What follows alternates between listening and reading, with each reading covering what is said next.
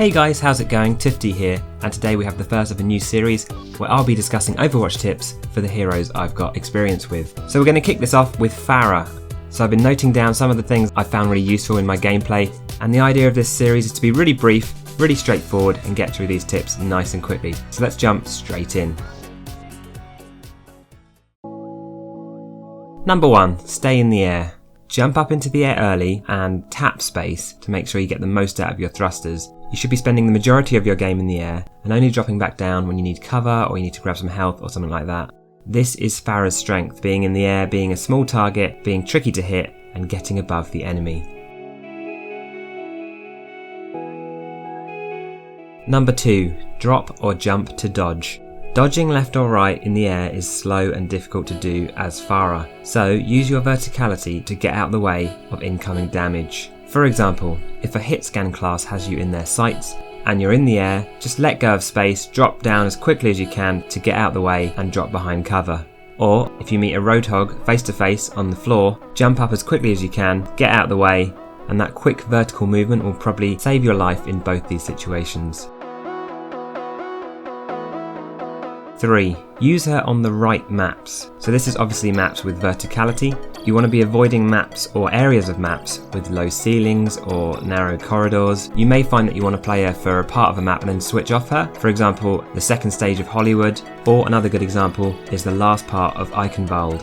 You can't get that height you need. You're going to be hitting your head on the ceiling. If it's not working for you, use up your ults and maybe try another class. Number 4, use her concussive blast for mobility. This is the primary use of this. You want to be using it to get around or escaping danger.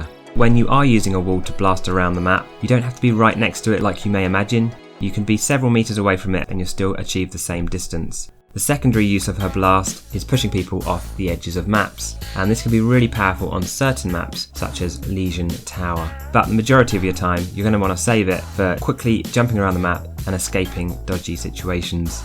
Try to avoid just spamming it in there just for the sake of it, because you may find that you've actually helped the enemy by moving them out the way of a shot of one of your teammates. Number 5, thread your rockets. Get high up into the air, shoot behind Rhine shields, get damage onto the back lines, get damage right back onto the supports, and look out for those sneaky little sight lines that you can use to get rockets down where the enemy is most vulnerable.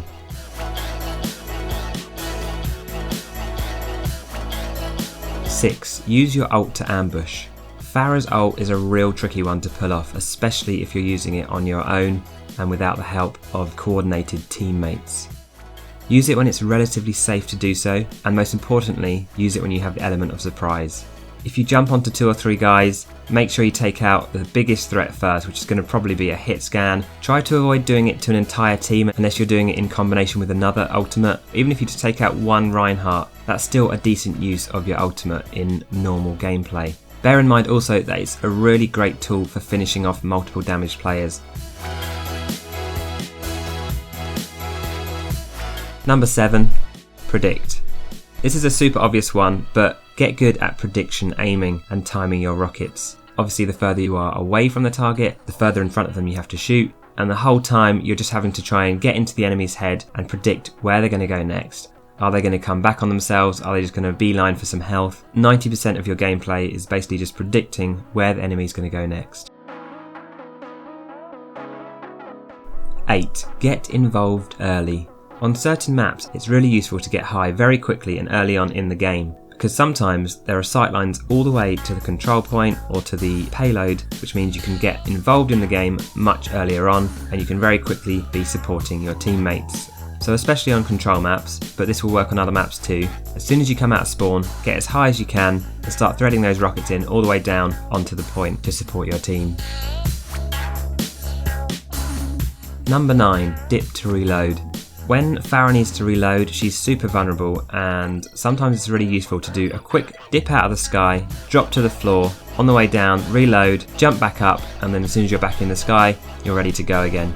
This is sometimes a useful pattern to have. You fire off your 6 rockets, as soon as you're done, you can't really be supporting your team anyway, so you may as well get out of any sight lines and reload. Number 10. use distance. Pharah's rockets have no damage fall off. Distance yourself from the battle as much as you can. The further you are away, the harder you are to hit, and as long as your prediction is on point, you'll still be able to get that damage onto the enemy. Ooh, bonus tip! Pharah has very hard counters. If things aren't going well, and if a hit scan class is ruining your life, just switch off her and maybe try another class. Occasionally you'll bump into a hit scan player who will give you a really hard time and just won't give you any room to breathe. So in these situations, have another couple of options ready to switch onto instead of Pharah. Okay guys, that was 10 Pharah tips in 5 minutes. I hope you enjoyed this episode. Let me know if you have any feedback on these tips. I hope they were useful to you, and I hope to continue this series as I get more experience with other heroes too.